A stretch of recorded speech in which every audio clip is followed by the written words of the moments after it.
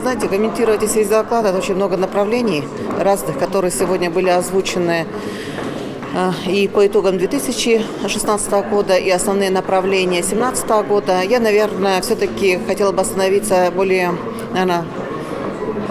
все-таки в плане жилищно-коммунального хозяйства, потому что, являясь председателем этой комиссии, что хотелось бы сказать.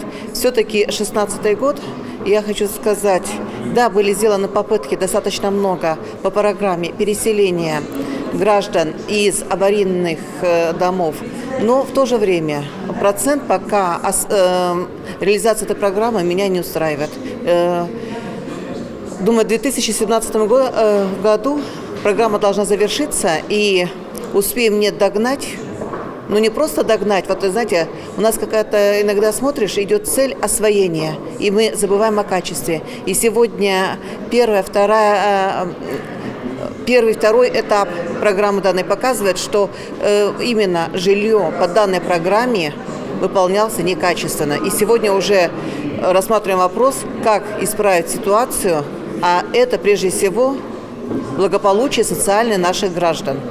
Второе направление – это, конечно, я сегодня ничего не услышала, в принципе, тогда в докладе, как строилась работа по организации капитального ремонта домов.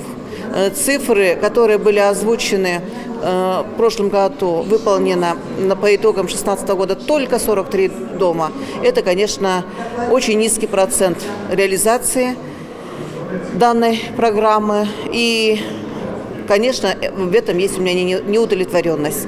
Сегодня, когда речь идет о новом повышении за капитальный ремонт со стороны и взносами будущих собственников, конечно, сегодня люди еще пока не увидели той эффективной работы нашего регионального оператора. Будет ли все-таки переломлен в 2017 году вот этот момент, хотелось бы очень верить. Какую оценку поставите по пятибалльной шкале? Я бы, знаете, не ставила какую-то оценку там 4, 5, 3, 2, 1. Давайте скажем, в целом оценку ставлю удовлетворительно, потому что социальная, все-таки будем говорить, что социальная составляющая республики, она была все-таки на удовлетворительном уровне.